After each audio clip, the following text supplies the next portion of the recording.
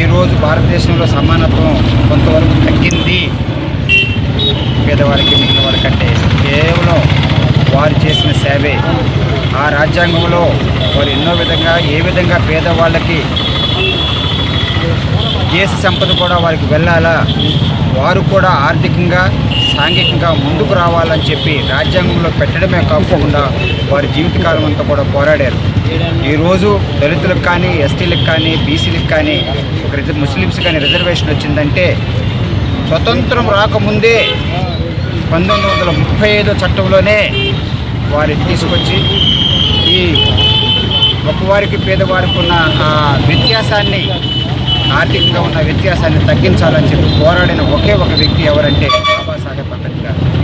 అందుకని చెప్పి ఈ తరం వాళ్ళందరూ కూడా వారు చూసి వారి ఆశయాలు మనం నేర్చుకుని ఏమైతే వారు చెప్పారో అంటే ప్రజాస్వామ్యం చాలా తక్కువైపోతుంది, భారతదేశంలో ప్రజాస్వామ్యం ఉన్నా కూడా కార్యక్రమాలు వచ్చేటప్పుడు ప్రజాస్వామ్యం భారతదేశంలో చాలా తక్కువైపోతుందని చెప్పి ఆయన ఎప్పుడో 70 సంవత్సరాల క్రితమే చెప్పారు. అది నిజం అనిపిస్తుంది ఈరోజు.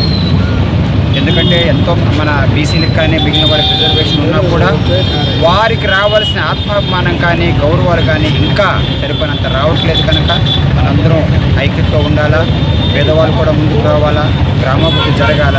అదే అంబేద్కర్ ఆశయాలు, అదే వారి కన్నా కలలు కనుక వారి ఆశయాలను మనం ముందుకు తీసుకువెళ్దామని చెప్పి